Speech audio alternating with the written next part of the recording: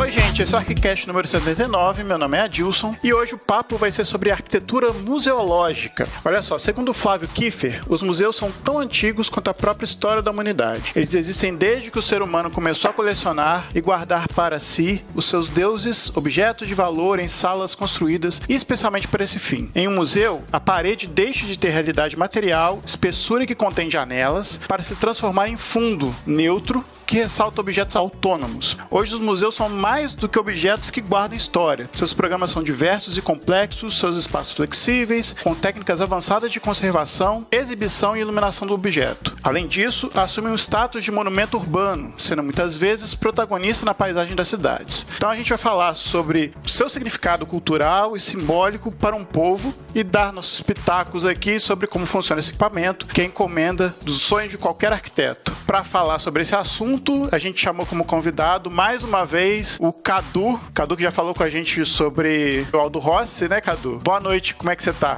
E aí, galera, boa noite. Mais uma vez, agradeço o convite. Tá aqui falando de arquitetura, de museu, principalmente. É um prazer. Salve para todo mundo, Lili, Rafa, Adilson, e para quem tá ouvindo a gente aí, vai ser um prazer. Bom, muito obrigado pelo seu tempo, pela sua disponibilidade de conversar com a gente, cara. Muito obrigado. Com o Cadu, tá aqui também a Lili. E aí, Lili, tudo bom? Tudo bem, queridos. Boa noite. E aí, Cadu, Carlos Eduardo Ribeiro. Vamos dar o nome aí correto ao nosso coleguinha. Doutor coleguinha. Terceira, Eu prefiro, inclusive, doutor coleguinha. Muito bem-vindo aí num tema super interessante. Acho que tem bastante assuntos aí pra gente tratar e certamente é um ambiente aí que o arquiteto gosta de frequentar, enfim, e projetar certamente, né? Apesar de eu nunca ter projetado um museuzinho, eu adoraria. Quem tá aqui também é o Rafa. Fala, Rafa, tudo bom? Fala, tudo bem? Boa noite, pessoal. Vou começar com Cazuza, né? Eu vejo um museu de grandes novidades, o tempo não para. Vamos que vamos. Depois dessa, a gente só vai pros e-mails, comentários e outras cositas mais.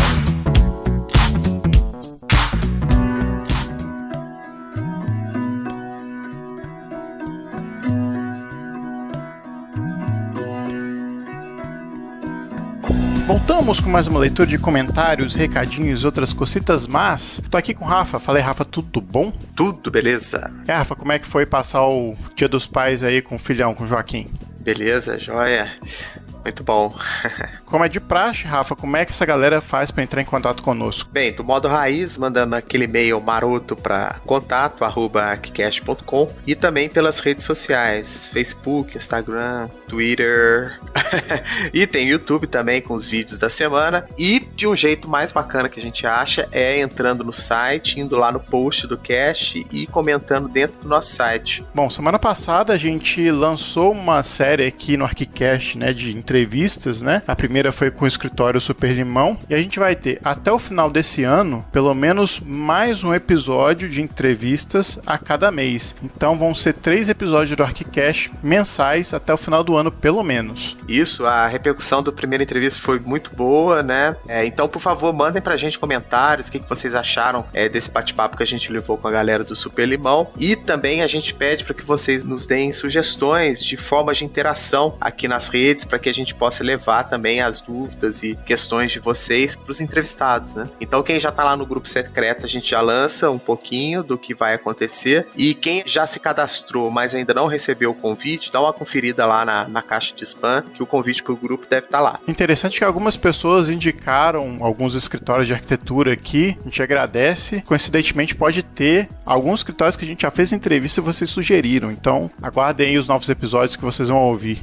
Isso aí. Então a gente fica por aqui, a gente vai deixar vocês com o episódio. Voltamos dessa vez daqui a 15 dias com mais um episódio novo para vocês. Boa semana! Boa semana! Até mais!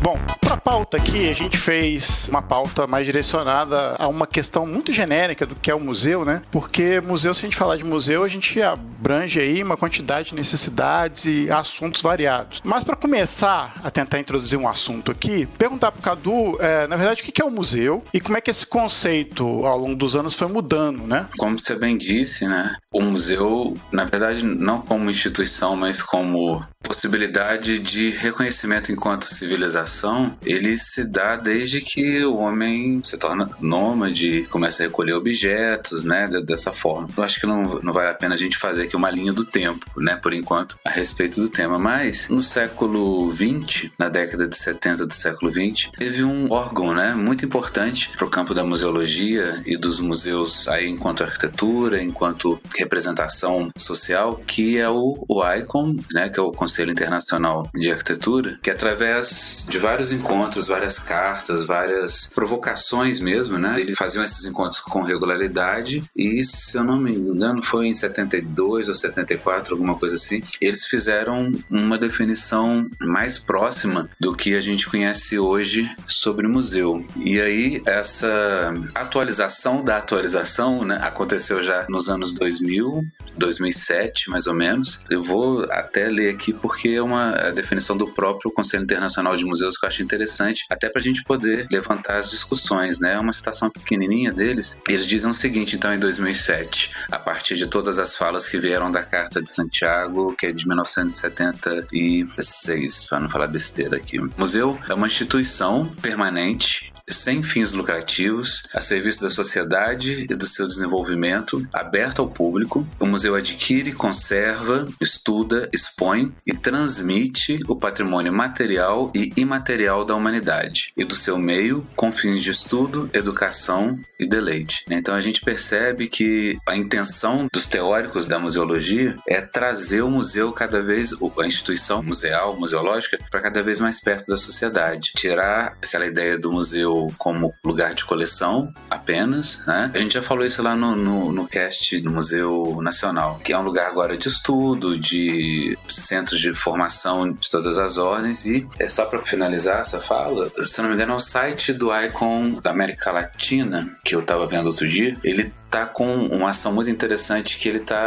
todo mundo pode entrar lá e colocar o que acha que é o museu, né? Eles estão pegando depoimentos de pessoas comuns para poder, através dessa coletânea de informações, transformar isso em um documento. Obviamente, né, passando por filtros, etc. Mas eu acho que é uma maneira muito interessante de fazer essa aproximação do usuário com a arquitetura, né, do museu e em consequência com todos os serviços que o museu utiliza. A definição mais utilizada hoje é essa definição do ICOM, né? Mas aí, se a gente fosse voltar ao tempo, aí teríamos outras possibilidades, mas essa é a mais atual, de fato. Bacana, até queria pegar esse conceito do ICOM para depois puxar para uma outra pergunta, mas eu vou deixar o pessoal falar isso, não falar sozinho com você, eu não quero, não é objetivo. Eu cheguei já falando da definição do ICOM, mas voltar um pouquinho até na concepção da própria palavra, né, que vem do grego mesmo. Lá atrás, quando a palavra foi cunhada, a palavra museu, né, museion no grego, ela podia tanto designar uma instituição, um estabelecimento qualquer, ou também um lugar para poder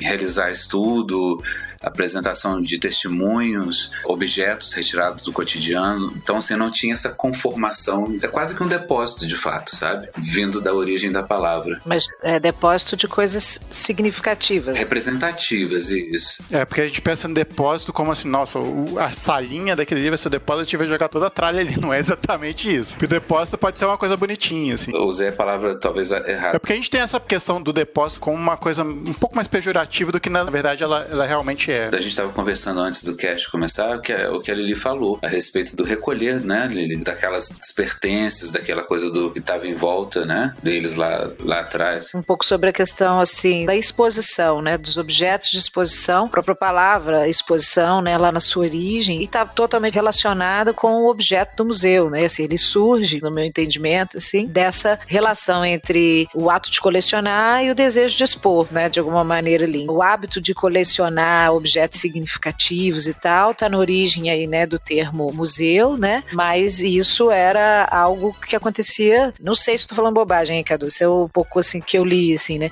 isso acontecia mais de uma maneira privativa mesmo, assim, eram objetos ali, mesmo esses objetos significantes, assim, né, eram mais restritos, assim, tava relacionado ao ato de colecionar, colecionar. E a exposição, a ideia, né, de expor, que é você colocar isso para fora, né, colocar esse significado disponível aí para um número maior de pessoas. E pelo que eu entendi também, lendo alguns textos e tal, me lendo um pouquinho para o próprio cast, né, essa questão própria do expor para o coletivo e ao mesmo tempo sem perder a experiência individual, né, da repercussão estética ali da obra de arte, parece que é uma grande temática refletida aí nos estudos sobre como tratar a arquitetura dos museus, né? Eu acho que é um tema dentro da evolução dos museus como objeto arquitetônico, me parece. Acho que é algo que a gente pode tratar mais para frente aí. Sem dúvida. Acho que vale a pena a gente falar isso mais para frente, sim, porque esse próprio documento que chama Conceitos Chaves da Museologia, depois eu dou o nome correto, dou a ficha correta. Achei interessante porque eles tratam da arquitetura, como a arquitetura serve ao museu. Acho que depois a gente pode pegar esse gancho, sim, porque vem muito resvalando na pauta que a gente recebeu aqui. Acho importante a gente retomar daí, sim. É um ponto de divergência entre vários estudiosos aí. Tem uma questão também que vocês falaram, que a história de você colecionar, eu acho que elas refletem um pouco hoje nos museus que às vezes têm sobrenomes importantes, como por exemplo o Guggenheim, né? Que é uma coleção privativa que se torna, aí eu não sei, né, se ela é filantrópica ou não, mas ela acaba sendo uma grife, né, que vai para vários países, né? A gente tem o Museu Guggenheim Bilbao, que é muito famoso, né? Tem o Museu Guggenheim de Nova York e tem outros espalhados pelo mundo. Ainda tem outras coleções também, né? Se eu não me engano, agora eu não sei de cabeça, assim, lembrar, mas tem outras instituições aí que levam sobrenomes famosos, né? Isso vem muito da relação do objeto com a obra de arte e, por consequência, dinheiro para investir nisso, né? Acaba que as famílias mais ricas começaram esse costume, principalmente na América, nos Estados Unidos, de guardar o acervo e depois transformar isso por doação ou por qualquer outra atividade legal, né, em museu, objetos para museu, melhor dizendo.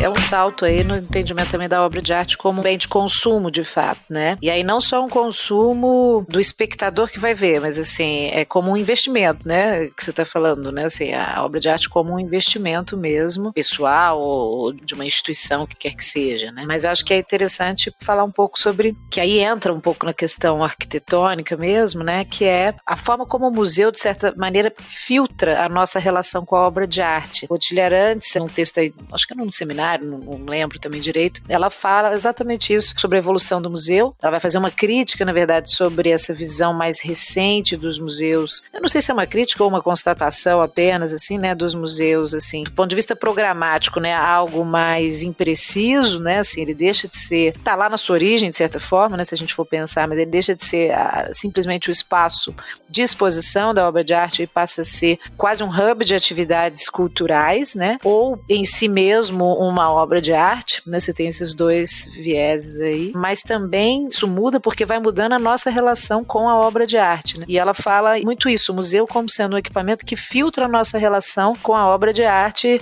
há séculos, né? Sempre foi assim. Então, as formas em que as obras eram expostas há 200 anos atrás, né? Elas tinham a ver com o seu contexto, com a característica da obra, né? E de alguma maneira me parece haver uma polêmica aí, né? Teórica aí na conceituação das formas de expor, que envolve diretamente o espaço arquitetônico, que permeia essa questão, assim, vamos expor uma obra de arte clássica de forma clássica ou vamos expor essa obra de arte num contexto contemporâneo e mais fluido, enfim, como vários exemplos de museus mais recentes a gente consegue perceber, né? Acho que isso é um tema, né, Cadu? Relacionando mais ao espaço arquitetônico. Esse é um outro cast.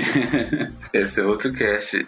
Mas é verdade. Porque está diretamente relacionado ao espaço arquitetônico, né? Assim, é a maneira como a gente expõe mesmo, né? Tipo uma Lina Bobardi no MASP, ela rompe totalmente, né? Essa lógica com aquele espaço total, né? É o que o Adilson falou no início do cast, essas transformações mais drásticas que os espaços para museus foram sofrendo ao longo do tempo, isso tudo de alguma forma ou totalmente influencia nisso que você acabou de dizer, né? Então, se o objeto era exposto de uma forma X, se os valores sociais, culturais, econômicos daquela época também estavam envolvidos dentro de um universo que correspondia àquela realidade, não fazia sentido que o objeto fosse exposto de uma outra forma forma, a não ser de uma forma, entre aspas, clássica também. A forma do mobiliário e a forma da relação do usuário com o espaço dentro do museu está totalmente ligada com o momento que esse usuário vive, né? Se é no século XIX,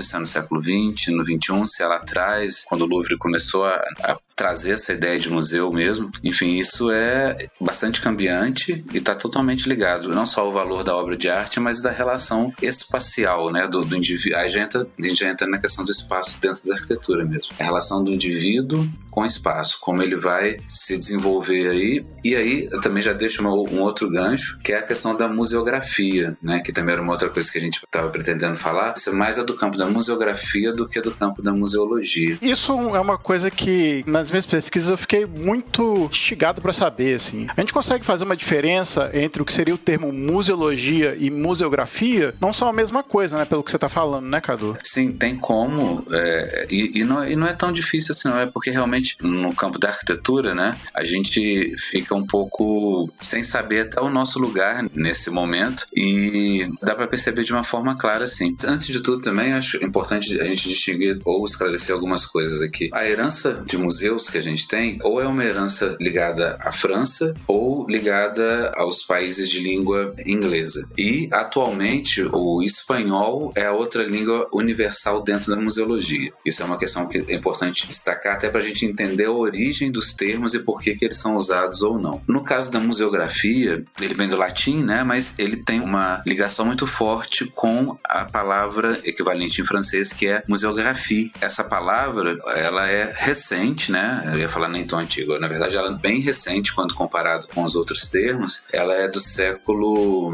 XVIII, 1700, por aí, daí pra frente. Então, portanto, ela é mais antiga do que o termo museologia, e hoje em dia a gente pode entender, né, como museologia, como aquilo que é de prático aplicado dentro do museu. São as técnicas que o arquiteto ou o curador ou o designer de interiores, enfim, vai desenvolver para preencher as funções museais, como se fosse mesmo um cenário para trabalhar a questão da exposição. Comparativamente, né, essa palavra ela aparece muito mais nos textos de origem francesa do que nos textos de origem inglesa. Como eu disse, né, é quase que uma cenografia, mas aí não é uma cenografia gratuita, né, uma cenografia que vem a partir dos conteúdos propostos pelo próprio museu, né, pelo viés que o museu tem, pela necessidade de comunicação que ele vai ter, e ele é uma ferramenta para auxiliar a compreensão desse todo, enquanto a museologia é um campo de conhecimento mesmo, assim como é a arquitetura, assim como é uma ciência social, né, alguma coisa nesse sentido. Ele também vem do equivalente em francês, que é a museologia mesmo. Na prática, assim, é o estudo do museu. Ele remete à questão da forma como o museu vai se relacionar com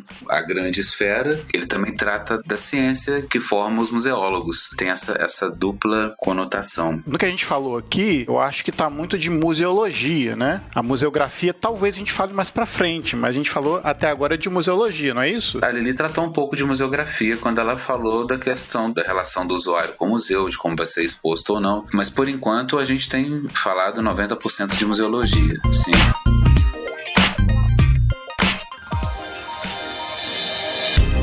Eu brinquei no início com aquela frase do Cazuza, né, falando lá do Museu de Grandes Novidades, porque pega um pouco no ponto onde a arquitetura entra, né, que é essa questão da relação do espectador com a arte, que entra aí no tema da museografia, né. Se a gente pensar de maneira linear aí dessa transformação do museu, a gente pode entender que talvez a gente saia de um momento que os objetos eles estão ali para ser contemplados, para um momento agora contemporâneo onde eles são experimentados. Isso tem tudo a ver também com a mudança da própria forma de se fazer arte, né. Eu não sou um estudioso dessa área, mas me parece que há uma dialética aí entre como o projeto de arquitetura define como a arte é feita e vice-versa, como que os museus tiveram que se adaptar a essas mudanças também no campo das artes. Você poderia falar um pouquinho disso, Cadu? Assim, quais foram os pontos assim de inflexão, né, da prática tanto da museologia quanto da museografia nesse período aí que pega a partir do século XVIII, onde tiveram essas mudanças que, na verdade, tentavam aí adequar a exposição à expectativa do espectador, né? Com certeza, sua linha de pensamento está totalmente coerente. De fato, é isso mesmo. O que acontece é que, assim como em outras áreas da arquitetura, né, nos séculos XVIII e XIX, a razão começa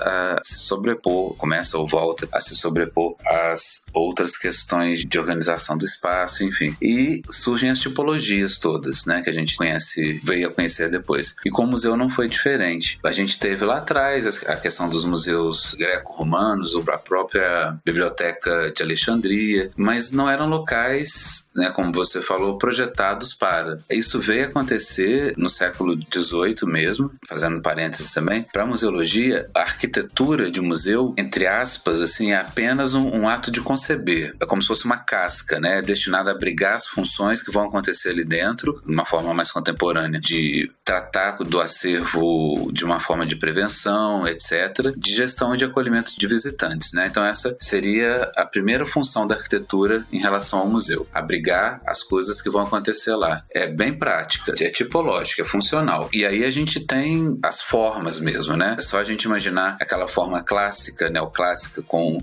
cúpula, fachada com pórtico, com colunas, e toda essa linguagem que aí fica fácil quem é do campo da arquitetura entender, e quem não tiver tanta ligação assim, fica fácil buscar referência também. Está muito ligado à questão da Escola de Belas Artes francesa, essa ligação com a Escola de Belas Artes e com a ligação com a tipologia neoclássica. A conformação espacial em galerias acabou, por extensão, gerando o que a gente hoje conhece por galeria de arte, né?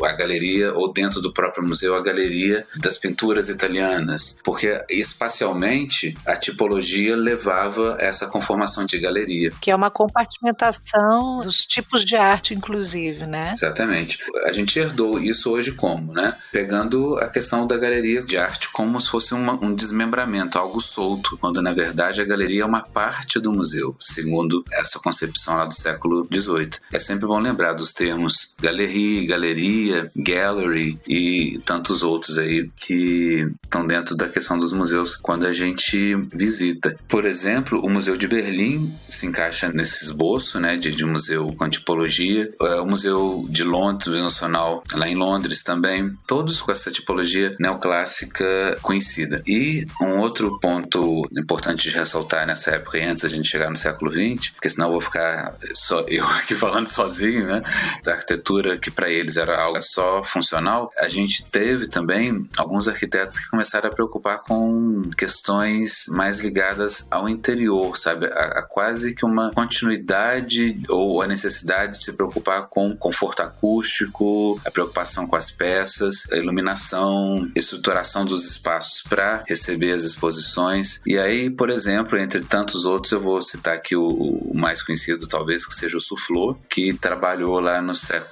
finalzinho do século XVIII com a questão da tipologia de museu. Quando a gente pode falar de arquitetura já para museu, é esse tipo de arquitetura que a gente pensa, arquitetura neoclássica, uma tipologia muito bem definida e que acabou, acho que isso é a minha opinião, né? Acabou virando a imagem clássica de museu com colunas e enfim. E assim, acho que essa é a tipologia que mais ilustra isso que eu comentei sobre o espaço da contemplação. As obras devidamente catalogadas por uma curadoria que tinha também por objetivo criar uma narrativa de arte para aquele momento, né? Assim, parece que nessa primeira etapa o museu ele tinha mesmo esse olhar para o passado, né? Dessa busca de criar uma historiografia da arte, né? Essa tipologia atendia esse momento, né? A pergunta que eu fiz anteriormente, qual o momento que isso tem uma primeira transformação radical de tipologia da arquitetura neoclássica para um outro tipo de espacialidade? Assim como todas as outras manifestações, não só da arquitetura, né? Mas em relação à arte, à literatura, à escultura, enfim, a arquitetura também passa por essa transformação na virada do século, com aqueles movimentos de vanguarda todos, e o Le Corbusier vai criar o que ele chama de museu sem fim, que é uma espiral, só que é uma espiral quadrada, e ele acreditava que à medida em que os elementos fossem chegando, aquele museu nunca terminaria, porque seria só colocar mais uma ala ali dentro. Ao contrário desses outros museus galeria aos quais eu me referi, ele também cria a questão que vocês conhecem também, que é a questão do cubo branco. É a pureza, é a parede limpa, asséptica, que vai ali receber então essa nova arte, que é uma arte moderna ou modernista, modernista, né, melhor dizendo, a grande ruptura do século XX coincide mesmo com a grande ruptura das outras tipologias e dos outros equipamentos no século XX também, por conta do International Style e por conta do modernismo mesmo, né? Mas mesmo assim, o modernismo é bastante endurecido nessa questão. Ele não traz essa explosão de formas que depois a gente vai ver no século XXI, mas ele já se separa, ele já se desgruda daquela ideia do museu neoclássico. E aí, Rafa, eu acho que o que você está querendo dizer, isso vai acontecer porque o museu não foi construído, esse do Le Corbusier, né? O que você quer dizer, acho que se relaciona mais com as próprias galerias mesmo que aconteciam no início do século XX, na Europa, nos Estados Unidos, onde, por exemplo, surgiu o Duchamp. Era nesses lugares de subversão da arte clássica que aconteciam os movimentos que futuramente iriam acabar influenciando a maneira de se expor às obras de arte. Era uma dúvida mesmo, assim, se existia um ponto claro, assim, onde essa tipologia, em tese, já não atendia mais aos anseios daquela produção artística contemporânea, que foi necessário pensar outros tipos de espaço. É possível mapear isso ou isso foi uma transição ao longo de todo o século XX? Logo no início do século XX, como eu falei, né, o movimento moderno já percebeu isso, o movimento modernista já percebeu isso, a maneira de expor, ou melhor, a maneira de produzir e de expor esses objetos, essas pinturas, enfim, isso tudo já não cabia mais, porque o gabinete de exposição ou uma galeria de exposição convencional, esse paredão de não sei quantos metros de altura, onde tem ali quadros de toda ordem, de todo tipo, quase como uma catalogação mesmo, né? Você tira aquele objeto do cotidiano dele, coloca um valor embutido simbólico ali, obviamente com valor altíssimo, mas ele fica lá exposto. Eu acredito que esse movimento de ruptura, ele não tenha se dado pelos museus em si, mas tenha sido ao contrário. Esse movimento em paralelo dessas pessoas, inclusive os Guggenheim e etc., que faziam essas galerias em paralelo, eles permitiam que essa arte que não era aceita nos museus passassem a serem expostas nas galerias, e aí permitiu que Picasso, o próprio Duchamp, como eu falei, aparecessem, e através desse aparecer deles, os museus começaram a se repensar na maneira de expor. Mas eu acho que a Caixa Branca é uma coisa que a gente pode pensar, e logo por consequência o MoMA de Nova York e o Guggenheim do Wright trabalham dentro desse sentido.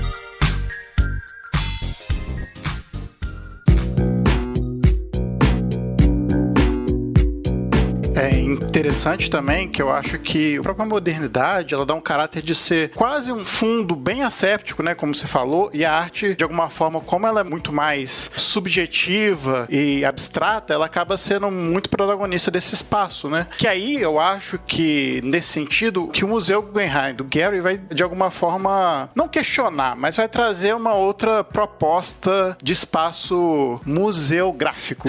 Falei certo? Sim, falou certo, porque o museográfico você está falando aquilo que vai ser exposto lá dentro, né? Isso. Em comparação, por exemplo, com o espaço que é oferecido para ser exposto, entendeu? E aí há muita essa discussão, né, que vem pro século XXI, de uma relação meio de que o museu estaria tomando o espaço da obra de arte quando ele se expõe dessa maneira ou quando ele faz dessa forma tão exacerbada. Assim. Tá certo meu raciocínio de que o Guggenheim de Bilbao tentou fazer com que essa ideia do museu moderno asséptico ficasse um pouco de lado? Ou se realmente é uma exacerbação da própria modernidade? Eu acho que esse é um outro estágio. Eu acho que esse é quando o museu ele assume outras atribuições dentro do cenário de urbanidade, né? E no caso do Guggenheim, especificamente com as questões do ícone, da ativação econômica das áreas, né? Visibilidade dos espaços. Então, assim, eu acho que ele ganha novos atributos, né? Que não necessariamente tem a ver com a transformação da arte em si, até mesmo porque ele foi projetado, talvez, aí eu não sei se essa informação é falsa, sem necessariamente já ter um acervo destinado para esse museu, né? Você sabe se já tinha um acervo destinado para Bilbao quando ele foi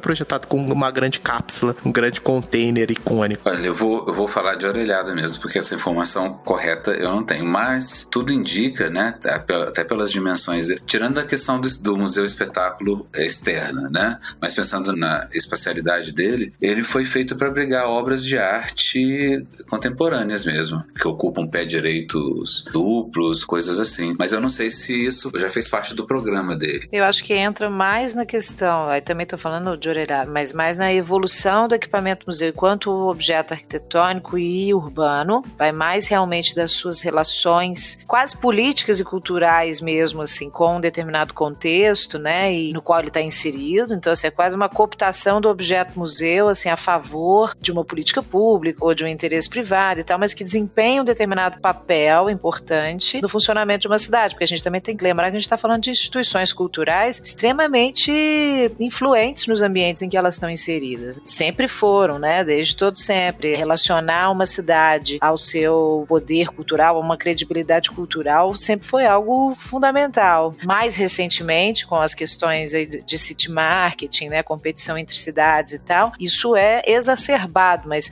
sempre foi uma instituição muito valorizada, não só pela sua capacidade didática, né, e de certa forma civilizadora, mas também em termos de imagem de cidade, né, em termos econômicos e políticos, né. No meu entendimento sempre foi, né, assim, é o poder de uma instituição cultural do porte de um museu. Mas aí o Guggenheim, ele é talvez o exemplo que traz o uso desse equipamento com essa função para um patamar quase externo à obra de arte em si, né, assim, ao que está lá exposto e realmente desempenhando um papel estratégico dentro do desenvolvimento de determinadas áreas. Retomando, a arquitetura desempenhando uma função importante, né, na estruturação da imagem e da dinâmica econômica de uma determinada cidade, por exemplo, né, porque são equipamentos de grande porte. A gente não está falando aqui de pequenas galerias, né, de espaços ali mínimos, adaptados, né, a gente está falando do equipamento museu como um todo. Eu acho que é mais nesse sentido, mas uma discussão também que eu acho que é interessante é a evolução do próprio programa também do museu. E o Guggenheim, eu acho que ele excede a questão do programa, pelo menos a minha ignorância, assim, eu nunca vi ninguém discutindo o programa,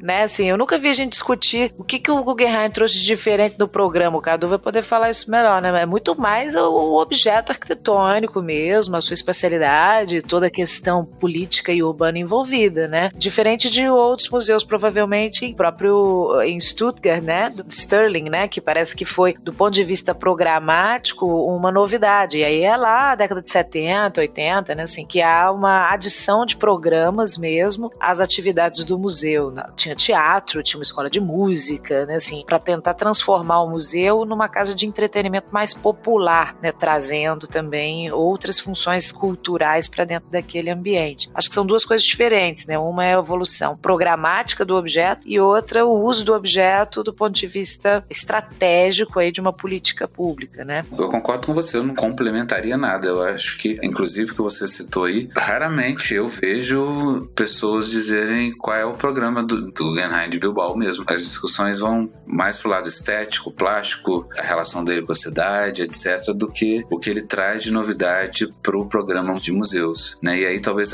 fique esvaziada essa discussão. Essa falta de discussão sobre a relação entre museu e obra, ela de alguma forma é empobrecida por conta de um programa de museu como esse, Cadu? Ou isso é uma questão que a contemporaneidade acaba absorvendo? Isso necessariamente passa a ser um problema ou isso é uma questão que o Bilbao levantou e que você acha que é relevante no sentido de que essa discussão pode, digamos assim, melhorar esse arcabouço tanto da museologia quanto da museografia? Nossa, fui longe. Caralho, essa pergunta é Natilson. Mais importante. Eu acho que você tem razão nas suas duas afirmativas, assim. E eu ainda completo com aquilo que a Lili falou, porque eu acho que antes de qualquer coisa, aí também é o Cadu falando, eu acho que o Guggenheim hoje lá em Bilbao, ele tá se prestando para, talvez não tenha sido culpa nem do arquiteto, nem de quem, né, pensou nessa estrutura, mas ele tá servindo mais a outras coisas do que ao próprio museu, ou do que ao próprio acervo. Porque ele sempre entra em alguma discussão, não pelo que tá lá dentro, mas pelo que ele representa em esferas diferenciadas. Porque ele é um museu espetáculo, ou porque qualquer outra questão. O fato é que, assim, se a gente pegar, né, já que a gente tá falando de recortes ao longo do século, se a gente pegar, e aí também vem junto do que a Lili falou, os museus, a partir da metade do século XX e início do século XXI, eles começam a precisar se transformar porque eles começam a absorver novos programas. Não é só o acervo técnico, questões de restauração, de guarda, de material. Agora a gente tem um museu, até pelo que vem dizendo a nova museologia, o ICON, né? Um museu que pode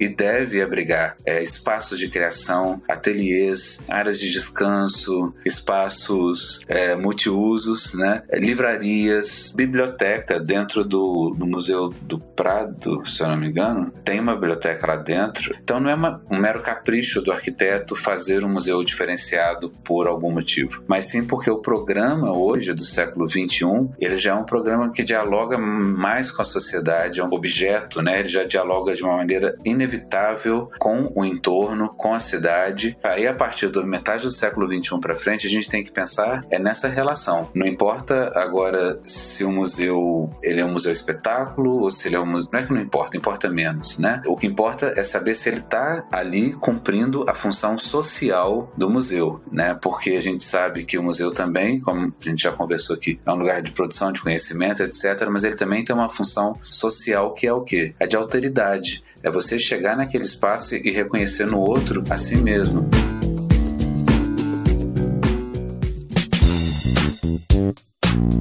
Nesse sentido, meio shopping center, né, Nalgador? Tipo assim, tentar reproduzir num ambiente privado, digamos, né, assim, controlado, mesmo que coletivo, uma dinâmica que é naturalmente urbana, né, assim, com austeridade. Você não tem lá só iguais, né? Ele não é... Eu não sei, me parece um desejo interessante, mas ao mesmo tempo também subestima, talvez, a capacidade do equipamento mesmo em reproduzir esse tipo de dinâmica, né? Porque aí você vê, a obra de arte em si, que seria a razão de ser de tudo, ela é de fato secundária, né? E você tem os programas dos museus que são de fato super interessantes de ir, assim, né? Entrando um pouco nas nossas experiências, assim. Você vai no museu hoje em dia, nesses, né, novos museus aí, você tem trocentas coisas pra você fazer. A obra de arte em si, aquela peça, aquele quadro ou aquela escultura e tal, ou uma instalação, ela é quase secundária e eles têm acervos enormes, né? Então, mesmo que eu vá pra ver obra de arte, são tantas ali, né? E é tão demandante e tal, que é meio overwhelming, assim, é muita informação. E ao mesmo tempo, além disso, ainda há essa ideia, que em tese me parece ótima, assim, de você, essa função social, de uma maior empatia, de um convívio entre as pessoas, de ser um lugar plural e tal, mas ela é artificial, né?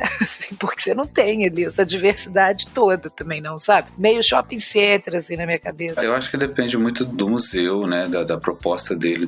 Eu tive agora, há uns 20 dias na Bahia, numa jornada integradora com os alunos lá da FAO, onde a gente fez várias atividades. A gente passou uma semana lá e a gente visitou um sem número de museus, umas 400 igrejas e enfim, foi uma atividade muito legal. E a gente viu vários tipos de museu lá, até porque, enfim, é o berço do Brasil, assim, no sentido da chegada dos portugueses, né? E por incrível que pareça, um dos museus que mais mexeu comigo, mexeu mesmo de eu ficar emocionado, foi o museu, acho que é o Museu da Etnografia. É um museu que fica no porão onde funcionava a escola de medicina. Aí teve um processo longo lá de ocupação, desocupação, enfim. Aí sobrou esse espaço no porão que ele foi preparado para receber esse acervo, e é um acervo que contava toda a história de desapropriação e do estudo das etnias indígenas que moravam na região onde hoje é Salvador, naquela área ali, e todo o processo de aculturação e de extermínio, sabe? Um momento onde a gente acaba se esbarrando com a nossa própria história sem se dar conta de que aquilo é um museu. E aí, de fato, não tinha cafeteria, não tinha os aparatos, né? Não tinha aí os apêndices. Mas ele é um museu contemporâneo. E a gente pode entender ele como um museu contemporâneo. Por isso que eu acho que é isso que você falou é super pertinente, porque tem museus que você vai para comprar alguma coisa. No final das contas, se você não comprou alguma coisa, você nem parece que foi o museu, né? Você tem que levar um chaveirinho. Mas aí eu acho que, como tudo na arquitetura, né? Tem dois lados, mas tem várias versões, né? Não só dois lados, várias versões. Mas eu acho que a tendência é que esse tipo de empreendimento se esvazie, justamente porque ele não vai se autoalimentar. É como um shopping mesmo, né? Quando o shopping abre, fica lotado, dá fila no estacionamento. Depois que o shopping vira uma coisa comum, ele não tem mais aquele apelo, né? E aí talvez a razão de ser do museu ele venha a aparecer. Numa visão mais pessimista, assim, eu acho que esses equipamentos eles vão assumindo a característica que a sociedade vai adquirindo, né? Então, assim, essa questão de uma sociedade espetáculo, exibicionista, consumista, que quer saber mais o que está acontecendo agora em real time do que saber do seu passado, da sua história. Eu acho que tudo isso parte de uma grande movimentação de como que a gente tá caminhando, assim, enquanto cidadãos mesmo, assim, né? Eu concordo com você, em partes, assim. Eu acredito, é claro que, assim, que nós, enquanto sociedade, a gente deve buscar realmente conhecer nossa história, entender como a gente está aqui, mas a gente também tem que pensar que a nossa própria sociedade tem essa dinâmica, né? Ela é sempre mutante. É claro, a gente deve valorizar essa questão cultural, questão social, enfim. Mas eu acho também que os diretores dos museus, eu acho que eles têm que ficar atentos também a uma questão da nossa contemporaneidade também. Assim, você também não procurar se adaptar à nossa contemporaneidade, aos novos usos, ao nosso tempo também, há que se pensar de que isso é necessário, você atrai público e tudo mais. A constatação é que eles se adaptam. E eles precisam se adaptar, né? Porque senão, né, como é que as outras pessoas vão ser atraídas para conhecer o museu? Eu acho que isso é uma coisa muito contemporânea do museu, né? Porque a partir do momento em que você toma para si essa necessidade das pessoas visitarem o museu, e mesmo que de uma forma indireta você absorva certa cultura, eu acho interessante. Fazendo um paralelo com o debate sobre a cidade, é possível a gente questionar se esses equipamentos que hoje estão aí são considerados museus. Será que eles não têm que receber uma outra nomenclatura, né? Por exemplo, Museu do Amanhã. Museu do Amanhã é um museu? Segundo o Icon, né?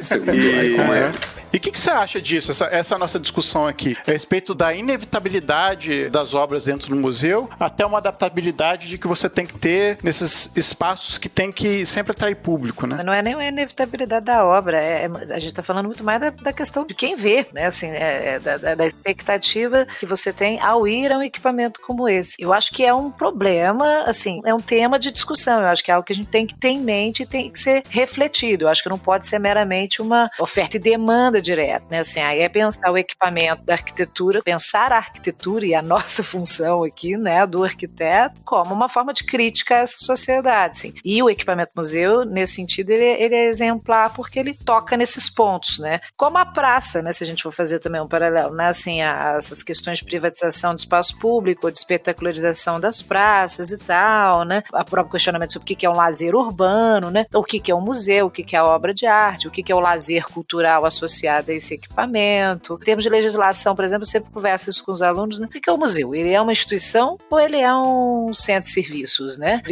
Tem museu que se assemelha mais, assim, é um complexo comercial e de serviços tão grande, né? Que o impacto que ele gera no entorno ali excede a questão institucional, né? O denominar, o categorizar é complexo mesmo, mas eu acho interessante a reflexão sobre como que esse equipamento pode, sem negar essa sociedade, que eu também acho que isso é um caminho sem volta, assim, não é nem isso, né? Tem um saudosismo de espaços expositivos totalmente para uma sociedade de 200 anos atrás, não é isso, mas é também entender que há ali uma razão de ser primeira, original ali da obra de arte, que fica um pouco secundária mesmo, né? E eu concordo, sabe? Se eu for lá e absorver 10% de cultura, já é melhor do que se eu não for, concordo. Criar estratégias para levar as pessoas em espaços, mas que elas possam vivenciar e ter condições mínimas de absorver também essa arte, essa cultura. Justamente fazer com que a sociedade tenha importância esses espaços que contam as histórias, que tem uma questão de uma relação social também, que são fundamentais. Mas é aquela coisa também, eu tenho que estar com o saco para ver, né? Se eu não tiver, não adianta. Pode ser o melhor projeto do mundo, né? Que eu vou passar batido.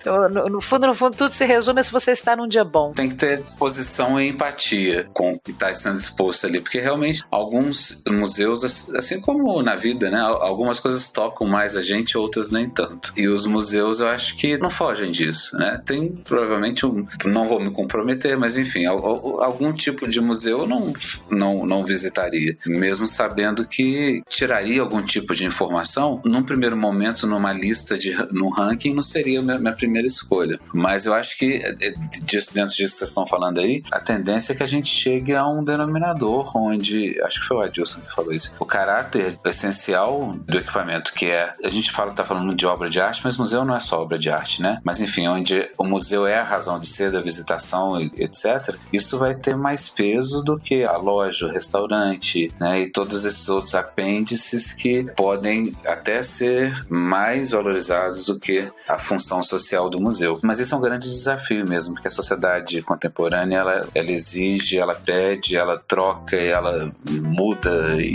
é o grande desafio, de fato, né? Mas a gente vive desafio.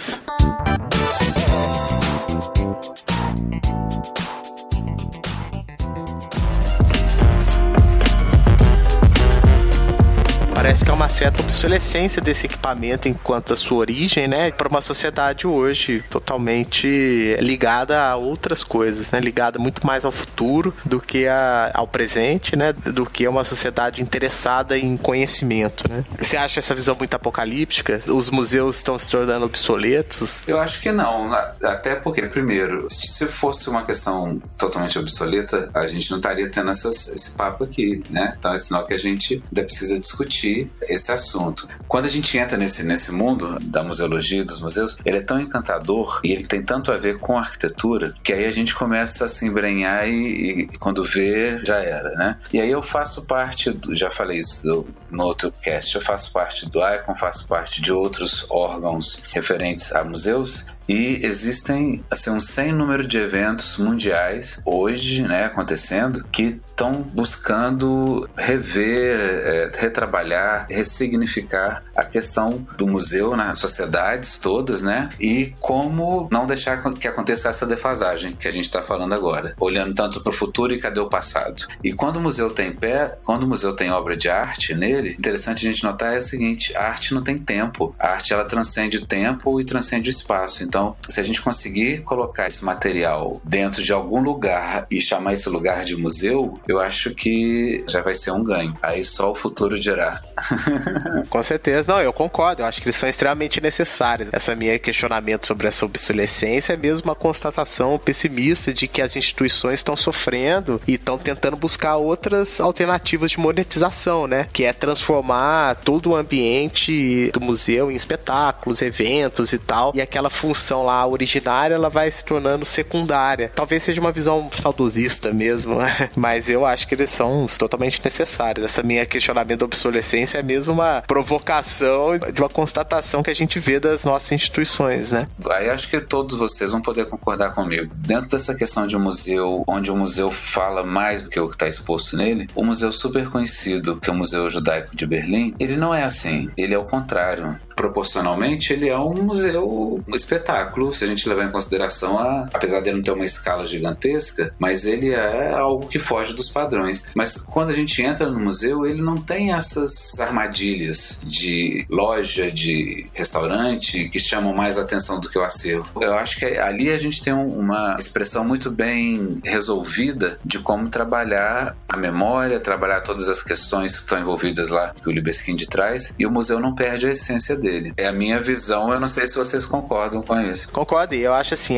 onde sujeito e objeto ali se confundem, né? O museu é a obra, né? E a obra é o museu. Ele não é a cápsula, né? E ele também não é uma estrutura adaptada para receber outros conteúdos. Ele é a própria essência da história. É nesse ponto que talvez os alunos de arquitetura e tal se encantam quando chegam com um programa de museu, né? Nessa possibilidade, acho que os alunos, quando vão para um projeto de museu, eles, mais do que criar um museu, acho que eles querem criar um objeto artístico. Eu acho que essa referência do Libeskind, eu acho que o Libeskind ainda merece um Pritzker por conta desse projeto, é porque ele cria um bom museu e uma boa obra de arte. E por que o museu também não pode ser uma obra de arte, né? Não sei, pode ser que vocês recebam uma chuva de e-mails aí me descascando, mas por que o museu não pode ser uma obra de arte também? Vou fazer uma pergunta um pouco mais técnica. A gente já falou aqui do que talvez diferencie o museu de outras arquiteturas, né? Existe uma exigência técnica para o museu funcionar, né? Para o museu não só exibir as obras, mas também ser também o receptáculo dessas obras que talvez não estejam expostas, né? A gente consegue nomear quais as preocupações que a gente deve ter quando a gente faz um museu, e aí falando de um museu genérico, assim, sem pensar em um museu específico, mas um museu que abrigue obras de arte, pode ser obras de arte moderna, renascentista, enfim. A gente consegue definir alguma coisa ou contextos gerais, assim, do que necessita um projeto de museu? O programa de museu, ele é um programa, se a gente for olhar, bem básico. É receitinha de bolo, assim, igual a gente estava comentando há pouco. E o que tem precisa ser muito bem feito, né? Então, se você tem uma reserva técnica, tem uma área de preservação, tem que ter uma área específica para papel, para madeira, né? Porque cada um tem uma necessidade, enfim, de manutenção, de guarda, etc. Mas uma vez eu li em algum artigo que a melhor maneira, ou um dos principais pontos de partida para se projetar um museu é a segurança. E não a segurança de quem visita, mas a segurança das obras. Porque uma vez que, como aconteceu no Museu Nacional, né? Uma vez que essas obras sejam perdidas, o programa pode estar 100% funcionando, que o museu deixa de ser. Seria mais essa questão da segurança e da parte técnica atender muito bem às necessidades de cada objeto que estão ali expostos. Por quê? A museografia, a questão da exposição em si, ela vai depender muito do curador, da necessidade do museu, né? Então, você vai pintar a parede de branco, você vai pintar de preto, você vai ter suporte, você não vai ter suporte. Isso é importante, mas eu acho que nós, arquitetos, podemos garantir com o programa uma relação muito próxima com quem nos contrata, né? Com o contratante, para que não haja esses ruídos, e um entendimento muito aprofundado daquilo que vai ser projetado. Porque ninguém sai projetando um museu todo dia. Não chegam 10 projetos de museu no escritório. Então, é necessário um estudo mais aprofundado. Então, eu acredito que, resumindo, né? O programa é básico, mas para se estudar e chegar numa resposta para esse programa não é uma coisa muito fácil. Precisa haver um casamento perfeito ali entre todas essas partes. Desde saber que obra que vai ser exposta, se ela pode ser iluminada desse jeito, daquele jeito, se vai ter reflexo nela ou não. É bem refinada, né, digamos. Pensa dessa forma, eu acho que não é pensar em uma espécie genérica de museu, seria a gente voltar na caixa branca, né? Que na verdade, por um tempo, até limitou o trabalho dos artistas, né? Porque depois, com o audiovisual, com todo o desenvolvimento também das artes, utilizando audiovisual, também foi necessário uma evolução também desses espaços genéricos, né? E aí eu colocaria aí também um outro fator, que é uma experiência, inclusive, dos museus de fim do século XX, a inserção urbana, né? Que isso pode modificar totalmente, desde a película, da casca dessa arquitetura, quanto do próprio público que ele está almejando, né? Porque também museus acabam se tornando indutores aí de processos de gentrificação, né? Já que a gente está falando muito nisso, eu fui dar uma olhadinha aqui na Carta de Santiago para ver a respeito do que eles diziam, né, sobre a questão da relação do meio urbano, porque justamente essas questões estavam começando a movimentar a cabeça deles também. Eles dizem que os museus eles devem servir de uma forma mais profunda possível os problemas do meio urbano quando eles são inseridos de uma forma específica no local, né? Ou seja, não escolhidos aleatoriamente dentro da cidade. E esses museus, como o Rafa falou, eles precisam, né, ter uma linguagem arquitetônica que faça um diálogo direto com o entorno, né? Materiais e coisas afim. Então eles já em 72 eles já traziam essa preocupação com a inserção do museu no tecido urbano, que é uma coisa bem interessante a gente pensar isso já na década de 70.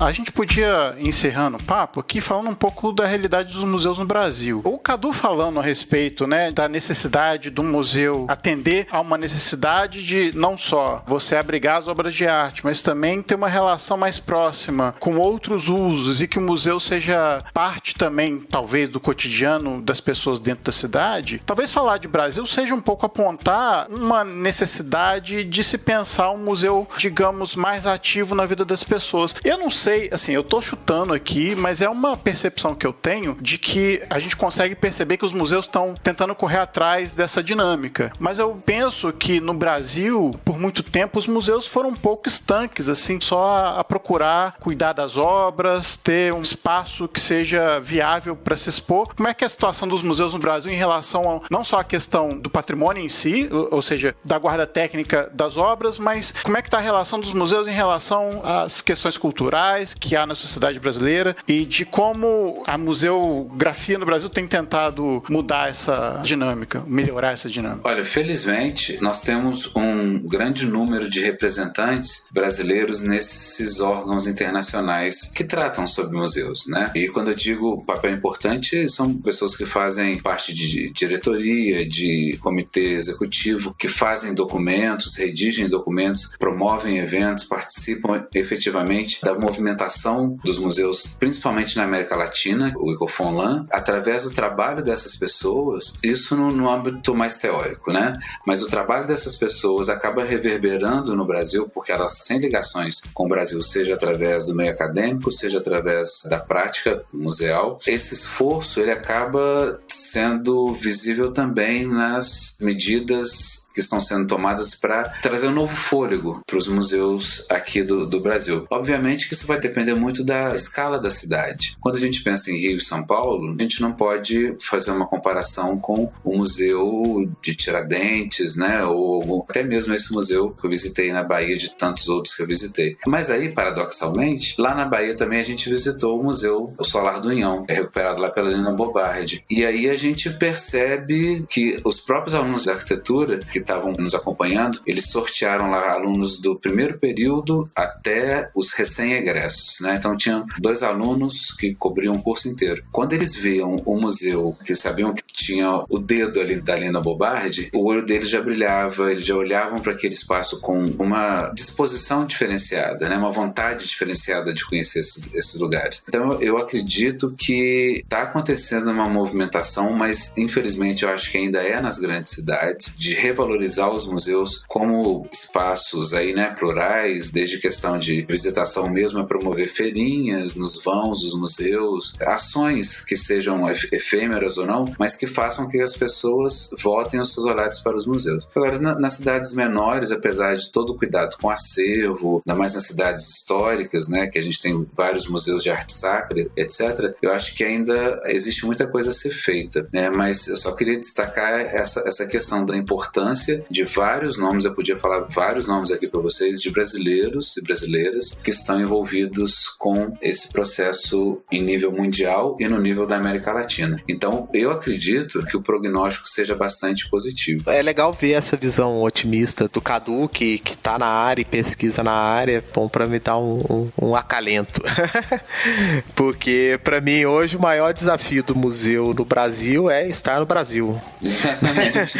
Pela minha experiência como visitante, usuária e eventual de museu, e digo mais assim, São Paulo, Rio de Janeiro, Belo Horizonte, então são cidades maiores em que eu frequento mais. Assim, muito recentemente eu tive a oportunidade de ir em museus que eu não conhecia no Rio e fiquei muito feliz, assim. Foram experiências muito boas, e não só pela dinâmica, não só pelo espaço interno, pela qualidade do espaço expositivo, pelas exposições em si, mas pela função urbana do equipamento naquele determinado contexto, assim. Ele realmente estava fazendo ali um papel de dinâmica social fundamental para levar vida mesmo e convivência para alguns lugares. Não estavam sozinhos, assim, né, cercados de uma série de outras intervenções ali que possibilitavam isso, mas eu também, recentemente, tenho tido ótimas experiências com esses espaços, tanto em São Paulo quanto Rio de Janeiro. Belo Horizonte, eu vou esse final de semana, inclusive, posso complementar depois. Mas eu tenho uma visão otimista, mas muito leiga, né? Então, assim, não sei se é um comentário muito útil, não. Assim, vou também falar da minha percepção leiga. A gente vem notando que, por exemplo, as exposições temporárias, principalmente em espaços de museu, como, por exemplo, o CCBB, elas têm atraído muita gente, né? Eu mesmo tentei visitar uma exposição no CCBB de São Paulo, no Carnaval. Não consegui, assim, tinha muita fila, muita gente querendo ver. E acho interessante, eu acho que é um movimento cultural que vem crescendo no Brasil de fazer visitações a museus, de assim, conhecer os espaços dos museus, que são espaços hoje mais dinâmicos e tentam trazer um público não só de gente mais velha, mas também de muita gente nova. É interessante que essa cultura, eu, assim, aí meu olhar de leigo novamente afirmando, eu acho que a gente tem melhorado, assim. Esse prognóstico que o Cadu falou, assim, das cidades menores, até mesmo aqui em Juiz de Fora, que a gente tem um museu importante em termos de acervo, né? E aí, se você for ver, por exemplo, as redes sociais, vê que os museus estão tentando buscando suas saídas, assim, para chamar mais gente, para cultivar essa aproximação com a população local. Mesmo que talvez a consequência disso não seja tão visível, mas eu acho que esse movimento já acho ser importante. E aí o Cadu falando disso, eu acho que também corrobora aí uma questão positiva dos museus no Brasil.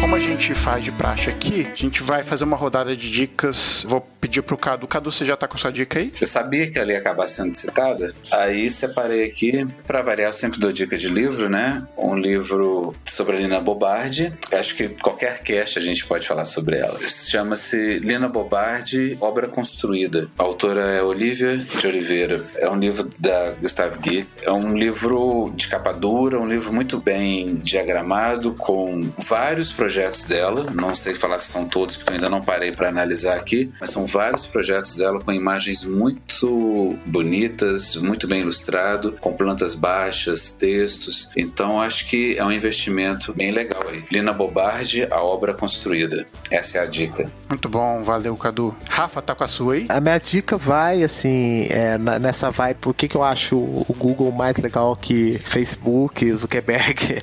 Um dos projetos do Google que eu admiro é o projeto que eles fizeram da catalogação de museus, é aquele Google Arts Project. Eu nem sei se ainda leva esse nome, até porque o link do site mudou. Primeiro é uma palestra com o diretor que estava à frente do projeto, que é o Amit Sud, que é uma palestra rapidinha, que é Construindo um Museu de Museus na Web. E aí o Google Arts Project, que você pode acessar diversos museus do mundo e, como ele chama, né, o poder do zoom, né? Você consegue dar zooms muito aproximados, assim, das principais obras de arte, ver detalhes das pinturas e tudo mais. É um projeto bem bacana do Google. Muito bom. Lili, sua dica tá aí? Minha dica é de um livro também, como o Cadu, que eu considero uma obra de arte, então tem totalmente a ver aí com o tema, apesar de não ter nada a ver com o museu, que é, eu tô apaixonado por um autor agora, que é o Walter Hugo Mãe. Eu não tinha lido nada dele até 2 meses atrás, infelizmente. Tem coisa que a gente descobre tarde na vida, né? Mas, pô, eu tô apaixonado com um autor português, né? E o livro que eu vou indicar, eu digo qualquer um, sim, mas pra começar e, assim, e se deliciar com a escrita dele, que escreve de uma forma totalmente poética, apesar de não estar escrevendo poesia diretamente, né? É O Paraíso São os Outros, que é um livro pequenininho e traz também ilustrações dele. Ele é um artista, assim, bem completo, né? Ele faz ilustrações de faturas, além de textos, assim, ele tem uma produção artística bem ampla, apesar de ser conhecido mesmo como escritor, né? E são lindas as ilustrações e é um livro maravilhoso, um livro sobre amor, assim, feliz, e enche a gente de felicidade e emoção, e enfim, é bom para deixar a gente mais otimista aí com o mundo e com o próximo, né? Fala de empatia, é muito bonito. Na visão de uma menina de, sei lá, uns 10, 11 anos, né? Que é quem narra o livro. Mas lindão. Walter Hugo Mãe, O Paraíso São os Outros. Legal. Bom, minha dica vai ser, na verdade, assim, não tem como eu indicar um perfil, mas são vários, assim. Quando a gente fez a pauta desse cast, eu comecei a procurar alguns museus que eu não seguia no Instagram, porque vários dos museus começam a fazer ou a mostrar os trabalhos, assim, que eles têm feito com as comunidades, né, de fazer outros eventos e de divulgar o trabalho. Então, a minha dica fica, siga os perfis dos museus do mundo, que tem muita coisa bacana que eles mostram e de como a vida dos museus, não só aqui no Brasil, mas fora do Brasil também, é bastante ativa. Então tem o MoMA, tem o Museu de Belas Artes de Boston, tem o próprio Guggenheim de Nova York. Então tem vários, assim. Então escolha o que você gosta e de tipo de arte que você gosta e comece a seguir, porque tem muita informação, falam das atividades que os museus promovem, não só mostrando as artes que eles já têm, mas sim das visitas que tem de reserva técnica, né, de que os museus promovem nas suas cidades e nas suas comunidades. Então, siga no Instagram o museu que você gosta. Essa é a minha dica. Bom, galera, queria agradecer o Cadu. Cadu, muitíssimo obrigado por esse papo mais que filosófico aqui. Você está convidadíssimo para qualquer outro assunto que a gente for abordar aqui. Muito obrigado. Poxa, o prazer é meu de estar aqui mais uma vez. Espero que seja convidado tantas outras vezes, porque estar aqui com vocês, além de ótimos profissionais, são grandes amigos. Então me sinto muito em casa estar aqui. Espero que eu não tenha soado pretensioso despretensioso ou alguma coisa no gênero, porque a minha intenção foi só bater um papo com vocês mesmo. É isso. Boa noite pra vocês. Muito obrigado pelo convite. A gente se vê muito em breve. Pô, valeu, a gente que agradece. E a gente volta daqui a 15 dias com mais episódio pra vocês. Um abraço, tchau.